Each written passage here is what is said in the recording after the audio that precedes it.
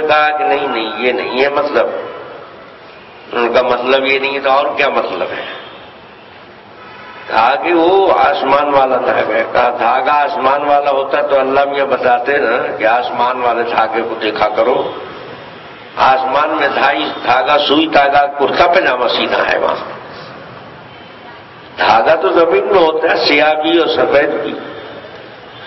جناب رسول اللہ صلی اللہ علیہ وسلم کے پاس آئے دونوں صحابی. کہا کہ یا رسول اللہ رات میں ان کے ہاں مہمان تھا، شہری میں بہت لیٹ کیا انہوں نے. یہ بار بار اٹھ کر کے تکیے میں دیکھتے تھے. اور ایک روایت میں آتا ہے کہ دونوں ٹانگوں میں الگ الگ دھاگا باندھ رکھا تھا، سفید ایک میں اور سیاہ ایک میں. ٹانگ اٹھا اٹھا کے دیکھتے تھے. تو وہ مہمان صحابی نے حضور کے پاس شکایت کی اور ان کو بھی لے گئے. تو جناب رسول اللہ صلی اللہ علیہ وسلم نے فرمایا انک لعریض القفا، تمہارے دماغ کی گدی بڑی چوڑی ہے، بڑکا دماغ ہے تمہارا. سیاہ سفید دھاگا اپنے گدی کے نیچے رکھتے ہو، کتنا بڑا کھوپڑا ہے تمہارا. سفید دھاگا اور سیاہ دھاگے سے مراد یہ ہے کہ رات میں آسمان کے کنارے تاریک ہوتے ہیں، کالے ہوتے ہیں، اندھیرا چھایا رہتا ہے. جب صبح صادق ہوتی ہے تو مشرق کی جانب سے جدھر سے سورج نکلتا ہے سفید سفید روشنی دھاری دار نمودار ہوتی ہے. تو دو سفید دھاری کے بیچ میں جو سیاہی پڑتی ہے وہ کالے دھاگے کی طرح. وہ آسمان کے روشنی اور تاریکی کو جو افق پر نمودار ہوتی ہے اللہ نے اس کو بیان کیا ہے. تمہارا کھوپڑا بہت بڑا ہے کہ اس افق پر نمودار ہونے والی دھاری تمہارے سر کے نیچے آ جاتی ہے. پھر اللہ تبارک و تعالی نے ہماری آپ کی سہولت کے لیے یہ لفظ بھی وہاں پر وحی کے ذریعے نازل کر دیا من الفجر، تاکہ کسی کو اس دھاگے کے بارے میں سمجھ نہ آئے، پھر ٹھوکر نہ لگے.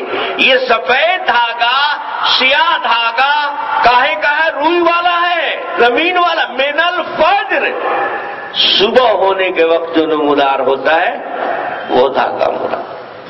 تو یہ اللہ کا کلام ہے. جو زبانداں ہیں، جو اللہ کی وحی کو خود اللہ کے نبی سے حاصل کر رہے ہیں، ان کو سمجھنے میں دھوکہ لگ گیا. اور آج اردو پڑھنے والا ڈھنگ سے اردو بھی نہیں سمجھ میں آئے، وہ ماشاءاللہ مجتہد بن گیا ہے. ہوٹل میں بیٹھ کے حدیث قرآن سمجھاتا ہے.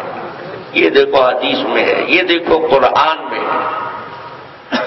جیسے حدیث قرآن کیا ہے کہ کوئی پرچہ رسالہ ہے، کوئی اخبار ہے. میرے بھائیوں، قرآن مقدس اللہ کا انمول کلام ہے.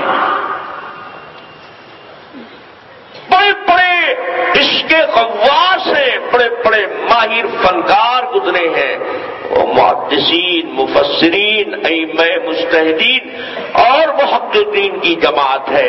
ہما شما کو پلے نہیں پڑے گا. ایسے سمجھ میں نہیں آتا ہے.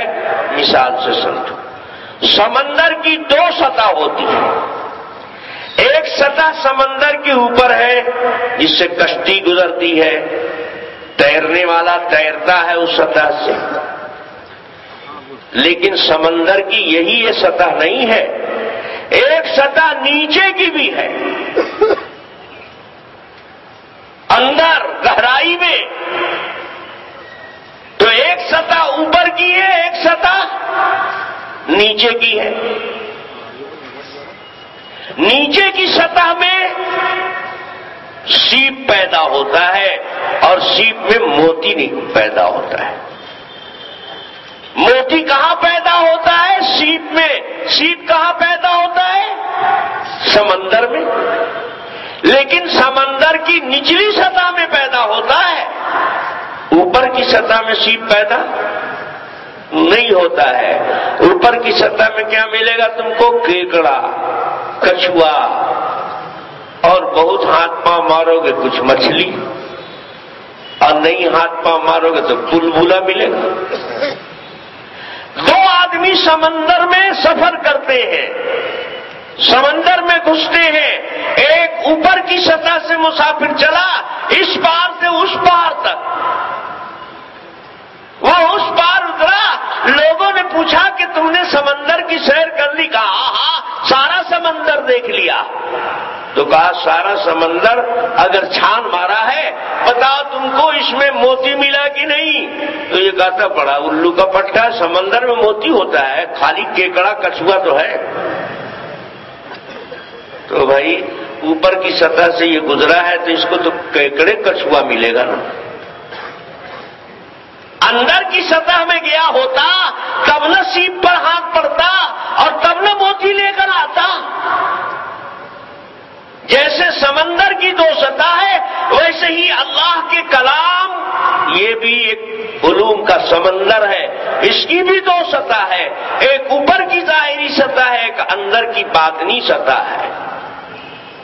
سروری کائنات عقائد عالم صلی اللہ علیہ وسلم فرماتے ہیں لِكُلِّ آیَةٍ ظَہْرٌ وَبَطْنٌ، قرآن کے حل کرنے کا ایک اوپری حصہ ہے اور ایک اندرونی حصہ ہے، ایک اوپر کی سطح ہے، ایک نیچے کی سطح ہے۔